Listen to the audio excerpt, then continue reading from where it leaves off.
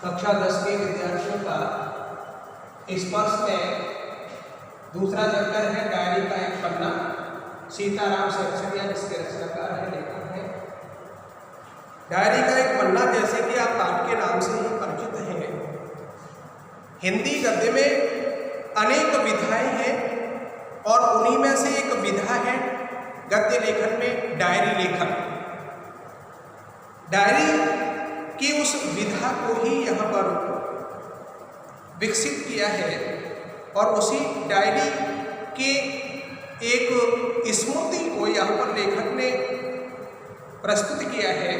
26 जनवरी आज का दिन तो अमर दिन है। आज के ही दिन सारे हिंदुस्तान में स्वतंत्रता दिवस मनाया गया था और इस वर्ष भी उसकी पुनरावृत्ति थी, जिसके लिए काफ़ी तैयारियां पहले से की गई थी। गत वर्ष अपना हिस्सा बहुत साधारण था। इस वर्ष जितना अपने दे सकते थे दिया था। केवल प्रचार में 2000 रुपया खर्च किया गया था। सारे काम का भार अपने समझते थे अपने ऊपर है और इसी तरह जो कार्यकर्ता थे उनके घर जा जाकर समझाया था। स्वतंत्रता प्राप्ति से पूर्व जब 26 जनवरी 1930 को पहली बार ये घोषित किया गया कि हमें स्वतंत्रता चाहिए, हम स्वतंत्र हैं और पूर्ण स्वतंत्रता की मांग की गई।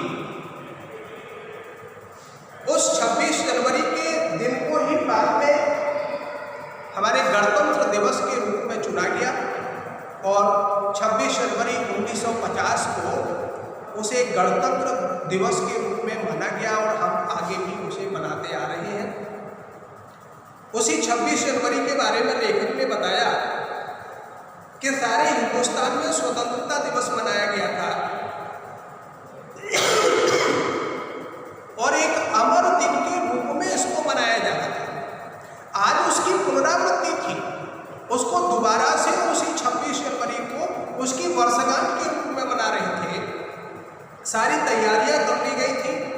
जिस व्यक्ति को अपना अपना योगदान देना था वो अपनी सामर्थ्य से अधिक उसमें योगदान दे रहा था। धन जितना जुटा सकते थे उतना जुटाया गया। जो कार्यकर्ता थे उनको जाकर के समझाया गया कि किस तरह से हमको इस दिवस को मनाना है, क्या करना है। बड़े बाजार के प्रायः मकानों पर राष्ट्रीय झंडा फहरा रहा था और कई मकान तो ऐसे सजाए गए थे ऐसा मालूम होता था मानो स्वतंत्रता मिल गई हो। कलकत्ते के प्रत्येक भाग में ही झंडे लगाए गए थे।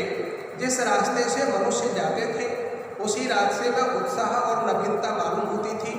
लोगों का कहना था कि ऐसी सजावट पहले नहीं हुई। पुलिस भी अपनी पूरी ताकत से शहर में गश्त देकर प्रदर्शन कर रही थी। मोटर लारियों में गोरखे तथा सार्जेंट प्रत्येक मोड़ पर तैनात थे। जितनी ही लारियां शहर में घुमाई जा रही थी घुड़सवारों का प्रबंध था। कहीं भी ट्रैफिक पुलिस नहीं थी।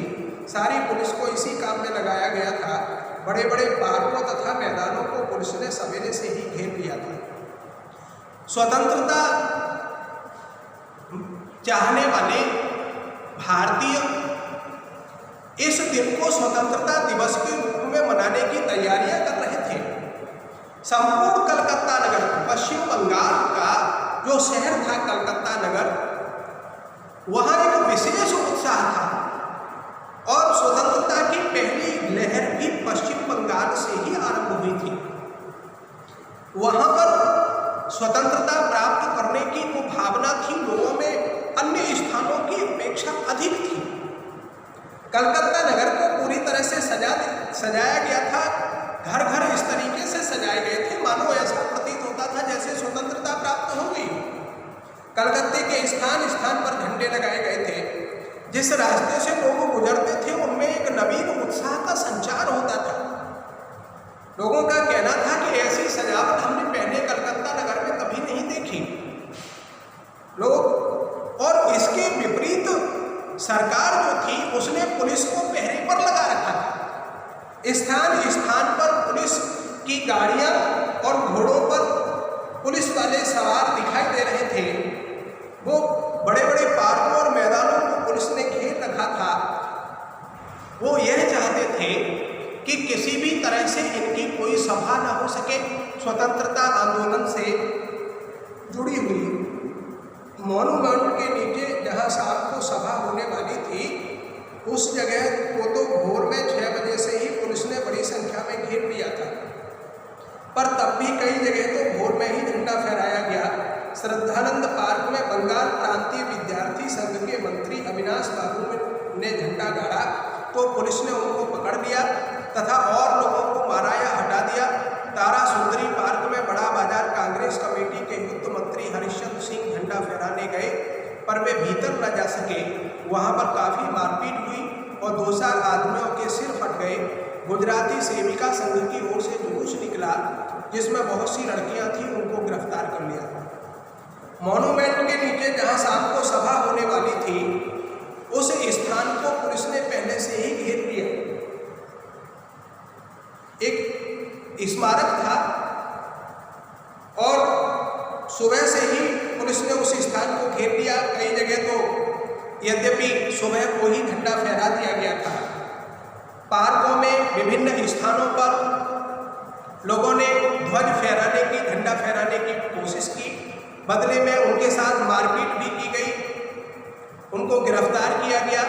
यहाँ तक कि पुरुष ही नहीं, महिलाएं भी इस स्वतंत्रता आंदोलन में पुरुषों के कंधे से कंधा मिलाकर के चल रही थी। लेखक ने लिखा, गुजराती सेविका संघ की ओर से जुलूस निकाला गया जिसमें बहुत सी लड़कियां थी और उनको गिरफ्तार कर लिया गया। पुलिस ने उन महिलाओं को भी गिरफ्तार किया और लड़कियों को भी गिरफ्तार किया जिनके द्वारा उस स्वतंत्रता आंदोलन का जुलूस निकाला गया था। 11 बजे मारवाड़ी बालिका विद्यालय की लड़कियों ने अपने विद्यालय में झंडोत्सव मनाया। जानकी देवी, मदारसा बजाज नारायण आदि भी गई थी। लड़कियों को उत्सव का क्या मतलब है समझाया गया। एक बार मोटर में बैठकर सब तरफ घूमकर देखा तो बहुत अच्छा मालूम हो रहा था। जगह जगह फोटो उतर रहे थे। अपने भी फोटो का काफी प्रबंध किया था। 2-3 बजे कई आदमियों को पकड़ लिया गया जिसमें मुख्य पूर्णोदास और पुरुषोत्तम राय थे। लेखक ने कहा, 11 बजे मारवाड़ी बालिका विद्यालय की लड़कियों ने ध्वजारोहण किया। अन्य स्थान जो थे उन स्थानों पर भी महिलाओं ने ध्वजारोहण किया। लड़कियों को ये उत्सव क्यों मनाया जा रहा है, इस उत्सव का क्या तात्पर्य है, इसके बारे में भी समझाया गया। एक बार मोटर में घूम करके देखा तो मुझे बहुत अच्छा प्रतीत हो रहा था। जगह जगह फोटो उतारे जा रहे थे। हमने भी फोटो उतारने का प्रबंध किया हुआ था। 2-3 बजे कई व्यक्तियों को पकड़ लिया गया जिनमें पूर्णोदास और पुरुषोत्तम राय आदि थे। सुभाष बाबू के जुलूस का भार पूर्णोदास पर था, पर यह प्रबंध कर चुका था। स्त्री समाज अपनी तैयारी में लगा था। जगह जगह से स्त्रियां अपना जुलूस निकालने की तथा ठीक स्थान पर पहुंचने की कोशिश कर रही थी। मॉन्यूमेंट के पास जैसा प्रबंध भोर में था वैसा करीब 1 बजे नहीं रहा। इससे लोगों को आशा होने लगी कि शायद पुलिस अपना रंग न दिखलावे, पर वह कब रुकने वाली थी। 3 बजे से ही मैदान में हजारों आदमियों की भीड़ होने लगी और लोग टोलियां बना बनाकर मैदान में घूमने लगे। आज जो बात थी वह निराली थी। लेखक ने उस समय की जो कार्यवाही थी उसके बारे में अपनी डायरी में लिखा और बताया कि सुभाष बाबू के जुलूस का सारा भार पूर्णोदास को दिया गया था। उसने जुलूस की सारी तैयारियां भी कर दी थी। स्त्री समाज अपनी अलग तैयारियों में लगा हुआ था। जगह जगह स्त्रियां जुलूस निकालने के लिए अपने निश्चित स्थान पर पहुंच चुकी थी। मॉन्यूमेंट के में जहां पर सुबह जैसा प्रबंध किया गया था वह एक बाद में नहीं रहा। इसलिए लोगों को आशा होने लगी कि शायद पुलिस यहाँ पर इस तरह की कार्रवाई न करे, लोगों को रोकने की कोशिश न करे। लेकिन पुलिस कब रुकने वाली थी? 3 बजे से ही मैदान में हजारों आदमियों की भीड़ इकट्ठा हो गई। लोग टोलियां बना बनाकर मैदान में घूमने लगे और इस तरह से लग रहा था कि सब कुछ एक उत्साह से युक्त, एक नवीन दृश्य दिखाई दे रहा था। लोगों के मन में स्वतंत्रता के लिए एक उत्साह था और उस उत्साह का संचार लोगों निराली छटा थी। जब से कानून भंग का काम शुरू हुआ है तब से आज तक इतनी बड़ी सभा ऐसे मैदान में नहीं की गई। और यह सभा तो कहना चाहिए कि ओपन लड़ाई थी, ओपन खुली हुई लड़ाई थी। पुलिस कमिश्नर का नोटिस निकल चुका था कि अमुक अमुक धारा के अनुसार कोई सभा नहीं हो सकती। जो लोग काम करने वाले थे उन सबको इंस्पेक्टरों के द्वारा नोटिस और सूचना दे दी गई थी कि आप यदि सभा में भाग लेंगे तो दोषी समझे जाएंगे। इधर काउंसिल की तरफ से नोटिस निकल गया था कि मॉन्यूमेंट के नीचे ठीक 4:24 पर झंडा फहराया जाएगा तथा स्वतंत्रता की प्रतिज्ञा पढ़ी जाएगी। सर्वसाधारण की उपस्थिति होनी चाहिए। खुला चैलेंज देकर ऐसी सभा पहले नहीं की गई थी।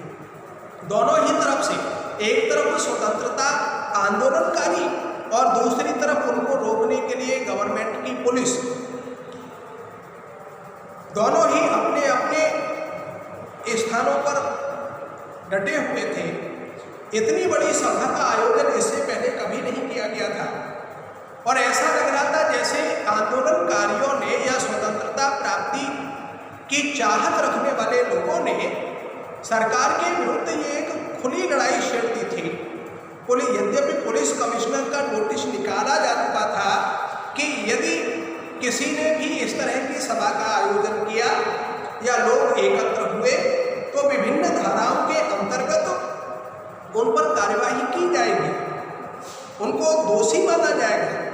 और काउंसिल की तरफ से भी नोटिस दे दिया गया था कि मॉन्यूमेंट के नीचे उस स्मारक में एक निश्चित समय पर, जो समय था 4:24, उस पर ध्वज फहराया जाएगा और स्वतंत्रता के लिए प्रतिज्ञा पढ़ी जाएगी। इसलिए